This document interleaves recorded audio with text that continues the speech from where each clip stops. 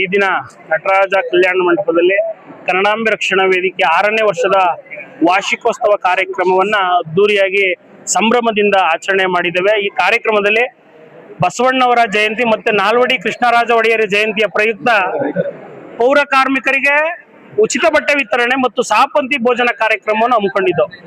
ವಿಶೇಷವಾಗಿ ಏನು ಅಂತ ಸಹಪಂಥಿ ಭೋಜನವನ್ನ ಸಮಾನತೆಯ ದೃಷ್ಟಿಯಿಂದ ಸಹಪಂಥಿ ಭೋಜನವನ್ನ ಪೌರ ಕಾರ್ಮಿಕರ ಜೊತೆ ಗಣ್ಯರ ಸಮ್ಮುಖದಲ್ಲಿ ಒಂದು ಆಚರಣೆ ಊಟವನ್ನ ವ್ಯವಸ್ಥೆ ಮಾಡಿದ್ದೇವೆ। ಮತ್ತೆ SSLC ಮತ್ತೆ PUC ಯಲ್ಲಿ ಅತಿ ಹೆಚ್ಚು ಅಂಕ ಪಡೆದ ವಿದ್ಯಾರ್ಥಿಗಳಿಗೆ ಒಂದು ಪ್ರತಿಭಾ ಪುರಸ್ಕಾರವನ್ನ ಮಾಡಿದ್ದೇವೆ। ವಿಶೇಷ ಏನು ಅಂತಂದ್ರೆ 400ಕ್ಕೂ ಹೆಚ್ಚು ಪೌರ ಕಾರ್ಮಿಕರಿಗೆ ಉಚಿತ ಬಟ್ಟೆ ವಿತರಣೆ, 130ಕ್ಕೂ ಹೆಚ್ಚು ವಿದ್ಯಾರ್ಥಿಗಳಿಗೆ ಪ್ರತಿಭಾ ಪುರಸ್ಕಾರವನ್ನ ದೊಡ್ಡ ಮಟ್ಟದಲ್ಲಿ ಆಯೋಜನೆಯನ್ನ ಮಾಡಿದ್ದು। ನಮ್ಮ ಉದ್ದೇಶ ಒಂದೇ, ಸತತವಾಗಿ 6 ವರ್ಷಗಳಿಂದ ಸಮಾಜಕ್ಕಾಗಿ ಸಮಾಜದ ಒಳಿತಿಗಾಗಿ ಕನ್ನಡಕ್ಕಾಗಿ ಕನ್ನಡಿಗರಿಗಾಗಿ ಹಲವಾರು ಒಂದು ವಿಚಾರಗಳಲ್ಲಿ ಹೋರಾಟಗಳನ್ನ ಮತ್ತು ಸಮಾನತೆ ದೃಷ್ಟಿಯಿಂದ ಕಾರ್ಯಕ್ರಮಗಳನ್ನ ಆಯೋಜನೆಯನ್ನ ಮಾಡ್ಕೊಂಡು ಬಂದಿದ್ದೇವೆ। ಇನ್ನು ಮುಂದಿನ ದಿನಗಳಲ್ಲಿ ಇದು 6 ವರ್ಷಗಳ ಮಾತ್ರ ಆಗಿದೆ, ಈ 6 ವರ್ಷ 100 ವರ್ಷಗಳ ಆಗ್ಬೇಕು ಅನ್ನೋದು ಈ ಒಂದು ಕಾರ್ಯಕ್ರಮದ ಉದ್ದೇಶ। ಆ ನಿಟ್ಟಿನಲ್ಲಿ ಕಾರ್ಯಕ್ರಮದ ವೇದಿಕೆಯನ್ನ ಬಹಳ ಬಲವಾಗಿ ಒಂದು ಬೇಸ್ಮೆಂಟ್ ಅನ್ನ ಬಹಳ ಬಲವಾಗಿ ಆಗ್ತಾ ಇದ್ದೀನಿ। ಇದು ರಾಜ್ಯ ಮಟ್ಟದಲ್ಲಿ ಸಂಘಟನೆ ವಿಸ್ತಾರವಾಗ್ತದೆ, ರಾಜ್ಯ ಮಟ್ಟದಲ್ಲಿ ಭ್ರಷ್ಟರನ್ನ ಹಿಡಿಯುವಂತ ಕೆಲಸಗಳಾಗ್ತದೆ, ಎಲೆಮರೆಕಾಯಿಯಾಗಿ ಸೇವೆ ಸಲ್ಲಿಸ್ತಾ ಇರುವಂತಹ ಹಲವಾರು ಪ್ರತಿಭೆಗಳನ್ನ ಗುರುತಿಸುವಂತ ವೇದಿಕೆ ಆಗ್ತದೆ।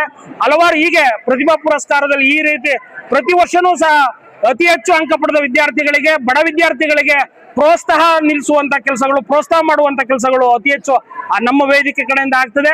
ಇದು ಪ್ರಾರಂಭ, ಇನ್ನು ಮುಂದಿನ ದಿನಗಳಲ್ಲಿ ಬಹಳ ದೊಡ್ಡ ಮಟ್ಟದಲ್ಲಿ ನಮ್ಮ ವೇದಿಕೆಯನ್ನ ಸದೃಢವಾಗಿ ಕಟ್ಟುವಂತ ಕೆಲಸಗಳನ್ನ ಮಾಡ್ತೇವೆ।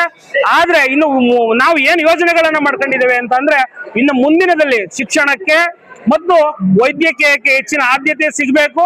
ಇವತ್ತು ಕರ್ನಾಟಕದಲ್ಲಿ ವಿಶೇಷವಾಗಿ ಇಡೀ ಭಾರತದಲ್ಲಿ ಆದ್ರೂ ತಗೊಂಡ್ರು, ಕರ್ನಾಟಕದಲ್ಲಿ ಒಬ್ಬ ಸಾಮಾನ್ಯ ಪ್ರಜೆ ಸಾಲ ಮಾಡ್ಕೊತಾ ಇರೋದು, ಜಮೀನುಗಳನ್ನ ಮಾಡ್ಕೊತಾ ಇರೋದು ಎರಡೇ ಉದ್ದೇಶ। ಒಂದು, ಅವನ ಆಸ್ಪತ್ರೆ ವಿಚಾರಕ್ಕೆ, ಮತ್ತೆ ಆ ಮಕ್ಕಳ ಶಿಕ್ಷಣಕ್ಕೆ ವಿಚಾರವಾಗಿ ಸಾಲ ಸೂಲಗಳನ್ನ ಮಾಡ್ಕೊತಾ ಇದ್ರೆ, ಇದನ್ನ ತಾವು ಏನು ಬಿಟ್ಟಿ ಗ್ಯಾರಂಟಿಗಳನ್ನ ಕೊಡ್ತಾ ಇದ್ದೀರಿ, ಆ ಗ್ಯಾರಂಟಿಗಳನ್ನ ನಿಲ್ಸೋದಾದ್ರೂ ನಿಲ್ಸಿ, ಕೊಡಕ್ಕಾದ್ರೂ ಕೊಡಿ। ಆದ್ರೆ ಈ 2 ಸವಲತ್ತುಗಳನ್ನ ಉಚಿತವಾಗಿ ಪ್ರತಿಯೊಬ್ಬ ನಾಗರಿಕನಿಗೂ ಉಚಿತವಾಗಿ ಕೊಡ್ಬೇಕು ಅನ್ನೋದು ನಮ್ಮ ಕನ್ನಡಾಂಬೆ ರಕ್ಷಣಾ ವೇದಿಕೆಯ ಧ್ಯೇಯ।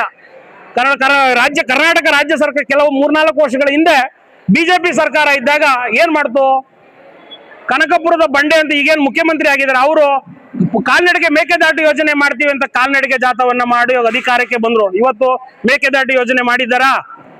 ಆ ನಿಟ್ಟಿನಲ್ಲಿ ನಮ್ಮ ವೇದಿಕೆ ಮುಂದಿನ ದಿನಗಳಲ್ಲಿ ಹೋರಾಟವನ್ನ ಜಾಗೃತಿಯನ್ನ ಮೂಡಿಸ್ತೇವೆ। ಮತ್ತೆ ಸರೋಜಿನಿ ಮಹರ್ಷಿ ವರದಿ ಏನ್ ಜಾರಿ ಆಗ್ಬೇಕು ಆ ನಿಟ್ಟಿನಲ್ಲೂ ಹೋರಾಟವನ್ನ ಮಾಡ್ತಾ ಇದ್ದೇವೆ।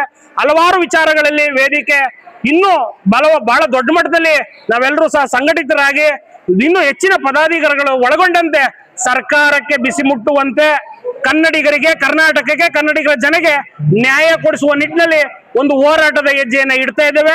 ಆ ಹೋರಾಟಕ್ಕೆ ತಮ್ಮೆಲ್ಲರ ಸಹಕಾರ ಇರಬೇಕು। ಇದು ಒಂದು 6 ವರ್ಷದ ಸಂಭ್ರಮಾಚರಣೆ। ಇನ್ನು ಮುಂದಿನ ಈ 6 ವರ್ಷದ ಸಂಭ್ರಮಾಚರಣೆಯಲ್ಲಿ ಬಂದಂತ ಸಾಕಷ್ಟು ಮಹಾರಾಜರಿರ್ಬೋದು, ನಮ್ಮ ಉದ್ಘಾಟಕರಾದ ಶಂಕರ್ ದೇವನೂರ್ ಸರ್ ಇರ್ಬೋದು, ಇನ್ನು ಹಲವಾರು ಗಣ್ಯರು ನಮ್ಮ ಕವಿಶ್ ಗೌಡ್ರು ಇರ್ಬೋದು, ಅಂಶ ಪ್ರಸನ್ನ ಸರ್ ಇರ್ಬೋದು, ಶಿವರಾಜಪ್ಪನವ್ರು ಇರ್ಬೋದು, ಮತ್ತೆ ನಮ್ಮ ಶಿವರಾಜು ಸರ್ ಇರ್ಬೋದು, ADC ಸರ್ ಶಿವರಾಜು ಸರ್ ಇರ್ಬೋದು, ಇವರೆಲ್ಲರೂ ಬಂದು ನಮ್ಮ ಸಮಾಜಮುಖಿ ಕಾರ್ಯಕ್ರಮಗಳನ್ನ ಗುರುತಿಸಿ ನಮ್ಮ ಮೇಲೆ ಪ್ರಶಂಸಿಸಿ ಹೋಗಿದ್ದಾರೆ। ಅವರು ನಮ್ಮನ್ನ ಇಲ್ಲಿ ಬಂದು ಕಾರ್ಯಕ್ರಮ ಪ್ರಶಂಸಿಸಿ ಹೋಗಿದ್ದಾರೆ ಅಂತ ಅಂದ್ರೆ ನಾವು ಇನ್ನು ಹೆಚ್ಚಿನ ಜವಾಬ್ದಾರಿ ನಮ್ಮ ಮೇಲೆ ಇನ್ನೂ ಜಾಸ್ತಿ ಆಗಿದೆ। ಆ ನಿಟ್ಟಿನಲ್ಲಿ ನಾವು ಇನ್ನೂ ದೊಡ್ಡ ಮಟ್ಟದಲ್ಲಿ ಒಂದು ಸಮಾಜದ ಏಳಿಗೆಗೆ ದುಡಿಯುವಂತ ಕೆಲಸ ನನ್ನೊಬ್ಬಂದಲ್ಲ, ನನ್ನ ತಂಡದ ಜವಾಬ್ದಾರಿ ಇನ್ನು ಹೆಚ್ಚಿನ ರೀತಿ ಆಗ್ತದೆ। ಬಹಳ ದೊಡ್ಡ ಮಟ್ಟದಲ್ಲಿ ಸಂಘಟನೆಯನ್ನ ಮಾಡ್ತಾ ಇದ್ದೇವೆ। ಇನ್ನು ಹೆಚ್ಚಿನ ಜನರಿಗೋಸ್ಕರ, ಕನ್ನಡಕ್ಕಾಗಿ ಕನ್ನಡಿಗರಿಗೋಸ್ಕರ ಒಂದು ನ್ಯಾಯವನ್ನ, ಸಮಾನತೆಯನ್ನ ಕೊಡುವ ನಿಟ್ಟಿನಲ್ಲಿ ನಾವೆಲ್ಲರೂ ಸೇರಿ ಹೆಜ್ಜೆಯನ್ನ ಇಡುವಂತ ನಿಟ್ಟಿನಲ್ಲಿ ಸಂಕಲ್ಪವನ್ನ ತೊಟ್ಟಿದ್ದೇವೆ। ಇದಕ್ಕೆ ಕಾರಣಕರ್ತರಾಗಿರುವಂತ ನನ್ನೆಲ್ಲ ಕಾರ್ಯಕರ್ತರಿಗೆ ಧನ್ಯವಾದಗಳನ್ನ ಸಲ್ಲಿಸ್ತಾ